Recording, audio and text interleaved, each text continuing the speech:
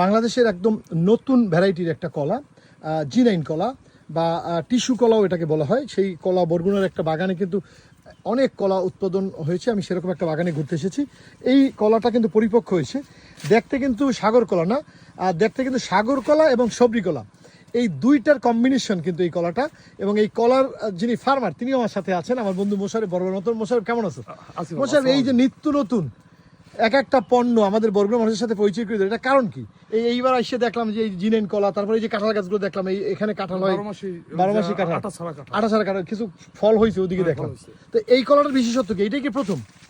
এটা প্রথম, এই যে আমাদের এই অঞ্চলে প্রথম, আর বাংলাদেশে সবেমাত্র শুরু হয়েছে। জি। এটা কি দাম ভালো পাওয়া যাবে কি মনে করো? মানে আমার পাইকারি অলরেডি 1200 টাকা এই ছড়া বলে গেছে, অর্থাৎ পার ছড়া পার গাছে 1200 টাকা। আমার 150 টাকা খরচ, 1200 টাকা লাভ, বেশি লেবার নাই।